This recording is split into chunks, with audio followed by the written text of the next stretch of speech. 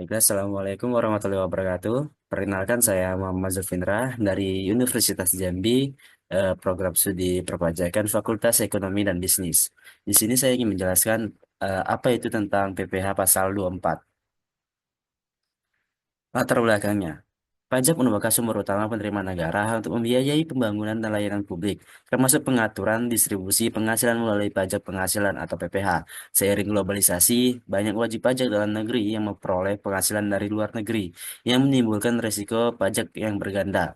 Untuk menghindarinya, Indonesia mengatur mekanisme pengkreditan pajak luar negeri melalui PPh pasal 24 dalam Undang-Undang Nomor 36 Tahun 2008 dan PMK Nomor 152 dan PMK 03 tahun 2018, Undang-Undang Nomor 7 tahun 2021 tentang harmonisasi peraturan perpajakan memperkuat ketentuan ini dengan harmonisasi standar internasional dan panduan penerapan yang lebih jelas. Pemahaman PPh pasal 24 penting bagi wajib pajak dan pihak terkait agar kewajiban pajak terpenuhi dan hak pengkreditan pajak luar negeri dapat dioptimalkan.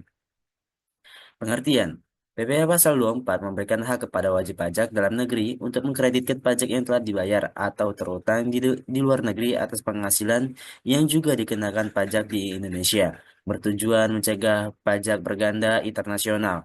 Ketentuan ini melindungi WPDN dengan memungkinkan pajak luar negeri dikurangkan dari pajak terutang di Indonesia, sesuai dengan prinsip worldwide income, menurut Mardiasmu tahun 2021. Dasar hukumnya adalah Undang-Undang Nomor 36 Tahun 2008 tentang pajak penghasilan yang diperbarui melalui Undang-Undang Nomor 7 Tahun 2021 tentang harmonisasi peraturan perpajakan.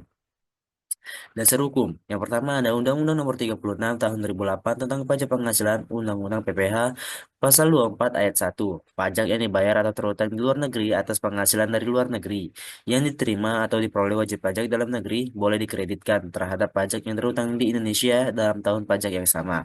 Yang kedua ada Undang-Undang Nomor 7 Tahun 2021 tentang harmonisasi peraturan perpajakan atau UU HPP, yaitu memperbarui administrasi perpajakan, tata cara pelaporan, dan pengawasan penghasilan luar negeri agar sesuai perkembangan ekonomi global dan perjanjian perpajakan internasional.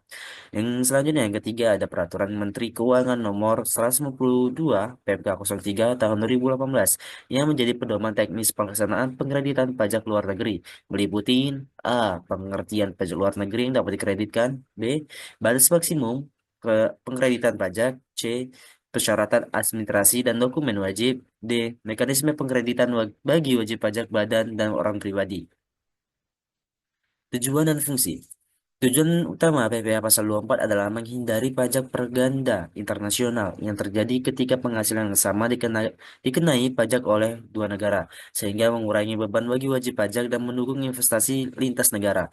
Menurut Suwandi, tahun 2020, pengkreditan pajak luar negeri memiliki beberapa fungsi penting. Yang pertama, mewujudkan asas keadilan pajak internasional dan memberikan hak pengurangan pajak yang telah dibayar di luar negeri. Yang kedua, mendorong investasi internasional agar wajib pajak tidak terbebani pajak berganda. Yang ketiga, memperkuat penerimaan negara melalui kepastian hukum dan peningkatan kepatuhan wajib pajak. Yang keempat, mendukung hubungan diplomatik dan ekonomi antar negara sesuai dengan prinsip perjanjian penghindaran pajak berganda atau P3B atau Tax Treaty.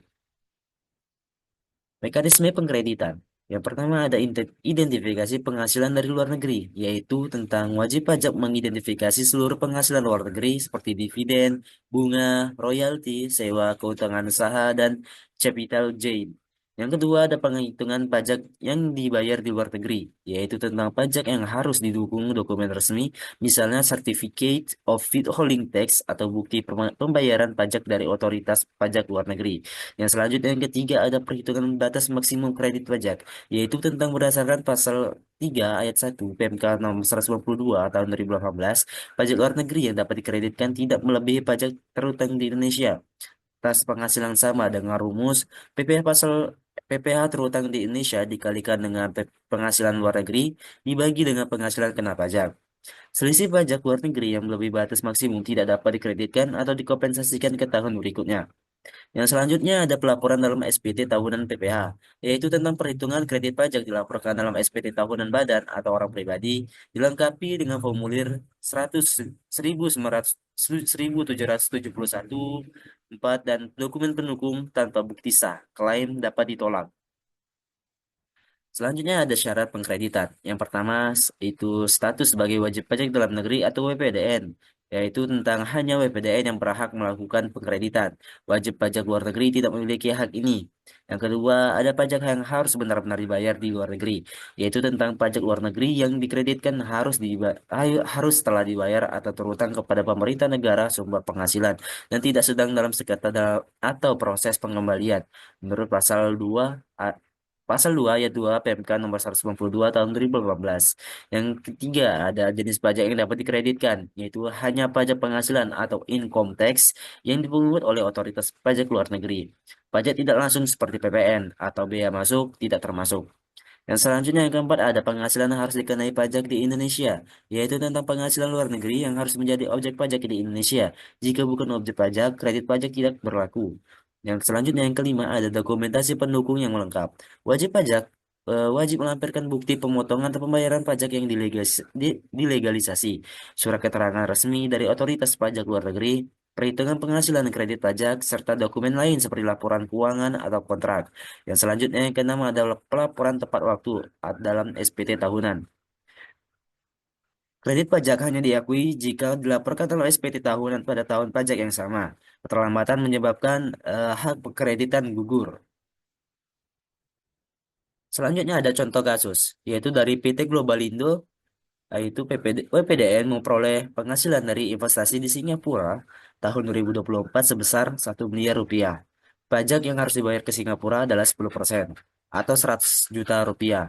Total penghasilan kena pajak di Indonesia adalah 5 miliar rupiah dengan tarif PPh Badan 22% sesuai dengan Undang-Undang HPP. Tenaga perhitungannya adalah total PPh terutang di Indonesia yaitu 22% dikalikan dengan 5 miliar sama dengan 1 miliar 100 juta rupiah. Batas maksimum kredit pajak di luar negeri, rumusnya yaitu PPh terutang di Indonesia dikalikan penghasilan luar negeri dibagi penghasilan kena pajak sama dengan 1 miliar 100 juta rupiah dikalikan dengan 1 miliar rupiah dibagi dengan 5 miliar rupiah sama dengan 220 juta rupiah. Dibandingkan pajak luar negeri dengan batas maksimum, yaitu pajak luar negeri dibayar 100 juta rupiah dan batas maksimum kreditnya yaitu sebesar 220 juta rupiah. Seluruh pajak luar negeri sebesar 100 juta rupiah dapat dikreditkan. PPh terutang di Indonesia setelah kredit pajak yaitu 1 miliar 100 juta rupiah dikurangi dengan 100 juta rupiah, maka dapat hasilnya yaitu sebesar 1 miliar rupiah. Kesimpulannya, PPh Pasal 24 merupakan ketentuan penting dalam sistem perpajakan Indonesia yang bertujuan mencegah pajak berganda internasional dalam memberikan hak kepada wajib pajak negeri dalam negeri yang mengkreditkan pajak yang dibayar di luar negeri. Berdasarkan Undang-Undang Nomor 36 Tahun 2008, Undang-Undang Nomor 7 Tahun 2021 tentang UU HPP, dan PMK Nomor 192, PMK 03 Tahun 2018.